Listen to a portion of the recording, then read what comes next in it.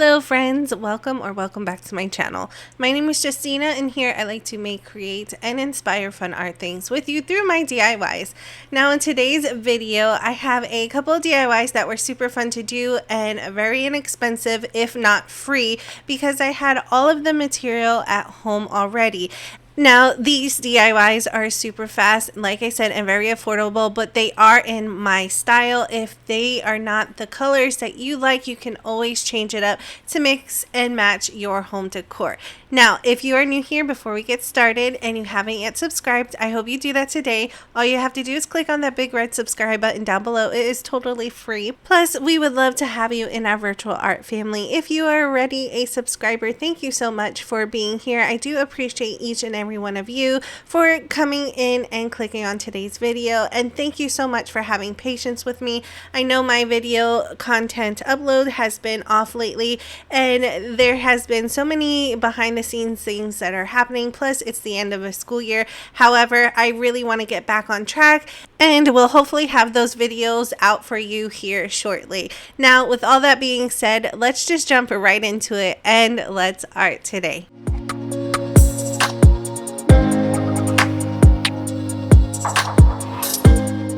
Jumping right into our first DIY, we are going to make new art with old art pieces.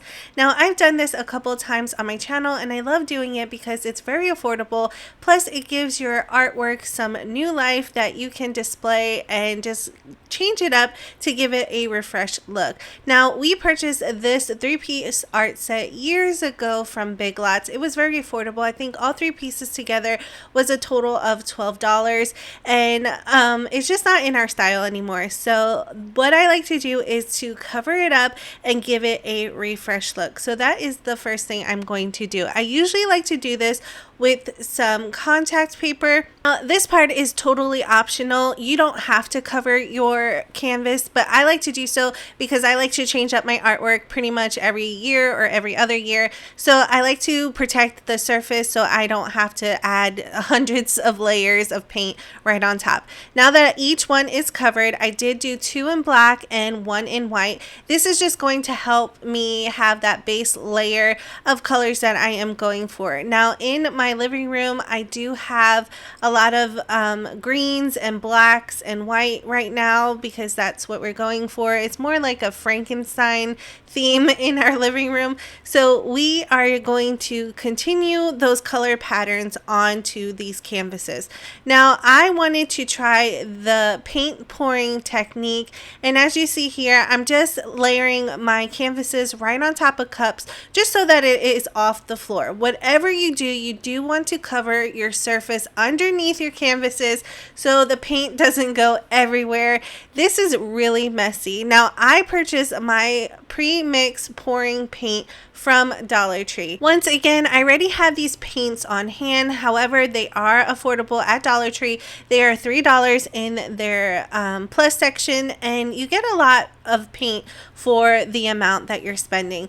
Are they the best quality paints? I'm not really sure. I kind of highly doubt it. However, if you're a beginner, this will be a great practice run to see if you like the pouring paint technique. Now, I did have to watch a couple of YouTube tutorials on how to actually use pouring paints, and the best way that I saw was to add your first base layer onto your canvas and then spread it out. That way, when you add the additional colors on top, it will be easier to manipulate and move around when you move your canvas in any direction. Now, for my canvases that have the black contact paper, I did put a base layer of black over the top of it, making sure trying to get as close to the edges as possible. Now, for my white canvas, I did leave that blank because I didn't think it was necessary. I wanted some white to show through, so I did not cover it. However, my next color on top of it is going to be this lime green, the one that I showed you ahead of time, and then I also added some acrylic acrylic paint. Now, when I added the acrylic paint, since this is a learning process, it made it too thick, so I did have to go back and add more of that liquid green on top of it, the pre-mixed paint, and some rubbing alcohol. Here is how it looks after each one has their base layer, and now I'm adding all of the other colors from the bottle right on top. The first one I'm adding is the white. Now, once again, I am not a professional. I'm not sure if I'm doing this correctly. However, I really had fun making this, and I just kept adding until I had the desired look that I'm going for. After I was done with the white paint, I then went in with the green paint. Once again, just pouring it on. Now, I watched a bunch of videos. After you have enough paint, you're supposed to bend your canvas up, down, side to side, so it makes those dripping effects that pouring paint usually tend to have. Now, as I was doing this, once again, this is a learning process. I wasn't doing it, I guess, correctly, and I started covering up the colors that I already laid on. So I just continue adding colors and then turning it sideways so that it would drip off, and then I started to drip it onto the other canvases so that I didn't feel like I was wasting too much paint. For the middle canvas, you can really see what the paint pouring technique can do after you add a bunch of colors right on top and then turn it to its side so it can have that drippy effect that I was going for. Now, I just continued this until all three canvases was where I desired it to look, and then I left it overnight to completely dry, and after that was done, all I needed to do was add some backings and then hang it right back onto my wall, and this is how it turned out. It was really fun to do, and I really loved the final product, how it turned out. Once again, these colors match my living room, and I put it in my front entryway. It just makes a nice bold statement when you first walk into the door, and I absolutely love it. Now, you can change the colors. Dollar Tree has plenty of different colors if you want to start off something small with a reasonable price range. However, once again, I did this completely free because I had all of the material on hand, and I really loved how it turned out. I would love to know what you think about this DIY down in the comment section below. For our second DIY, spray paint works wonders. You can do so much with spray paint, and if you are a crafter, you know you have spray paint on hand. Now, I've had this patio furniture for over 14 years. This has been really well used. However, it's in this brown color, and all I needed to do was give it a nice refresh. So I took my pieces inside, gave them a nice cleaning, and now I'm just covering my glass surface. Now, at the time, I did not have painter's tape, so a way to get around that was to use some scrapbooking paper to cover as much of the glass surface as much as possible, and then I had some of this washi tape, I believe it is, and then I went around the edges to tape all of the edges of the paper. Now, if you have painter's tape, you can just skip this step and just use painter's tape. If you knew how to remove the glass, unfortunately I did not, you can do that as well. Maybe that step will be a little bit easier, but I just did what I knew best, which was to cover the glass area. Now that I have the glass covered on the top, I then flipped it over and did the exact same thing for the bottom half, making sure to cover all of the glass surface on the bottom. That way I can then take it outside and give it a couple of coats using my Rust-Oleum spray paint. The first thing I did though before spray painting, I did give it a light sanding using that sanders block that I purchased from Dollar Tree. That is just so that the Rust-Oleum spray paint can stick to your surface a little bit easier.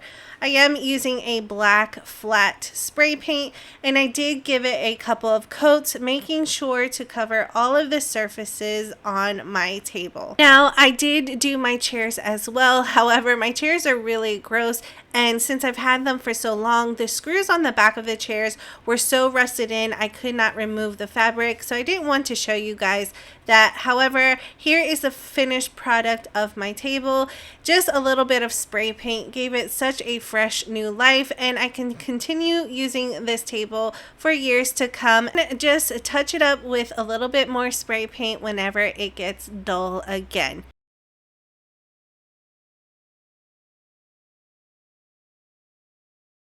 For our third DIY, my suggestion is don't follow trends. Now, I know this can be controversial because a lot of people get their designing tips and tricks from trends. However, make it your own. If you're going to follow a trend, don't do it exactly like the person or their style. Do it in your own style. So one thing I like to do is make these little trays.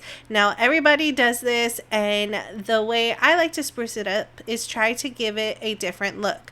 So I had those wooden pegs from Dollar Tree. Those are new this year, at least at my Dollar Tree, and I grabbed a couple packs and I'm going to use it for my tray. The first thing I needed to do for my tray is paint it black because my style is dark and I like to have a lot of black things for my decor pieces. So I added my black acrylic paint. I believe this is Apple Barrel from Walmart, and I gave it a couple of coats just on the outer edges. Now for those little pegs, I am painting the bottom half of the portion using that same black acrylic paint, and I do give each one of them a couple of coats, leaving them to the side to completely dry as well. For the top portion of those little pegs, I am using my Posca acrylic paint pen in the color gold. That is just because I ran out of gold acrylic paint and I just wanted to use everything that I had on hand. So I did have to color those in, and it did take quite some time, but I set those off to dry. Next, I want to decorate my tray, and I have scrapbooking paper. I love using scrapbooking paper in some of my DIYs. It's just an easy way to spruce something up. Now, this scrapbooking paper is from my Michael's collection, I believe. I like to get those paper packs when they go on sale, and I usually get them on sale around Halloween time so that I have plenty throughout the year.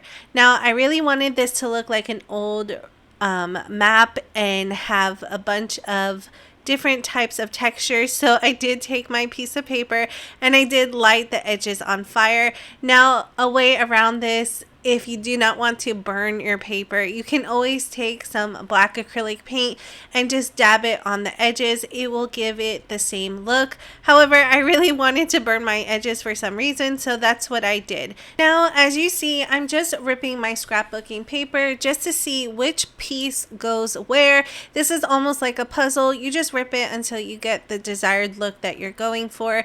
For me, I wanted these really big, long pieces so I have more surface area to cover. Plus, I just love the prints on this piece of paper, so I wanted to get as much as possible on this tray. After I have all of my pieces laid out, I needed to finish burning the edges and also start gluing them down.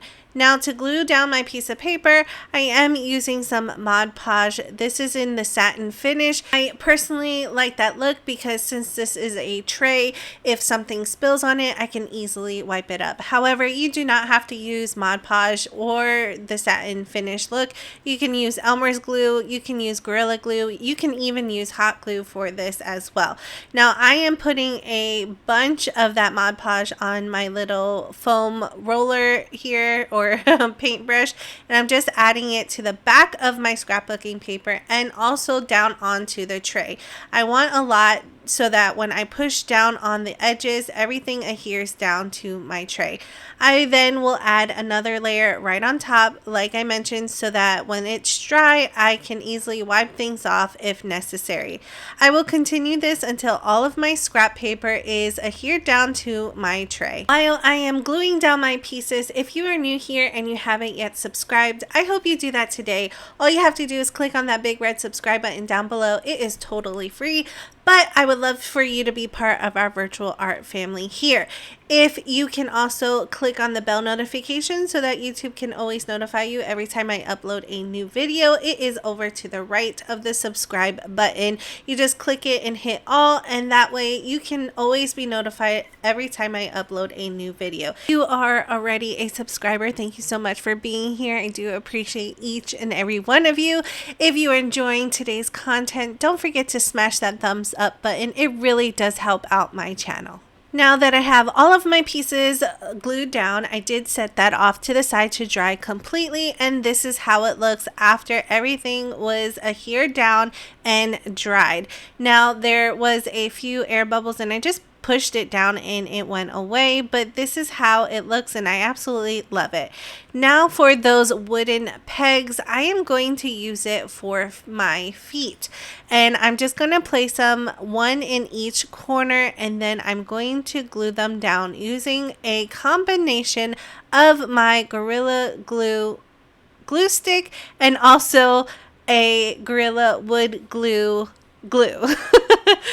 I'm going to add it to the outer edges, as you see here, with my Gorilla Wood glue, and with my Gorilla Glue stick, I'm just adding a dollop right into the center. Then I'm going to push down firmly so that the hot glue had time to set up, while the wood glue has enough time to set up for overnight. And then once that was done, this tray is completed. Here is how my tray turned out after it had time to completely dry with nothing in it. I really love how those pegs are now a riser for my tray.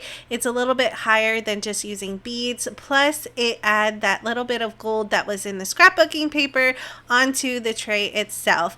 Here is how it looks with the little accessories in it, and I just love this look. Once again, you can do this so easily with Dollar Tree trays or with any type of tray material that you have at home, and I just think it turned out so adorable.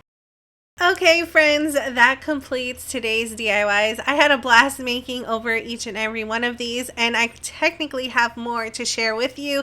However, that video would have been super long, so I just hope you enjoy these few simple DIYs that I had to spruce up the things that I had in my house. Technically, everything was pretty much free except for the pegs that I saw at Dollar Tree, so I technically only spent $1.25 on today's DIYs. Remember friends, if you are new here but haven't yet subscribed, I hope you do that today. All you have to do is click on that big red subscribe button down below. It is totally free, but don't forget to click on the bell notification so that YouTube can always notify you every time I upload a new video.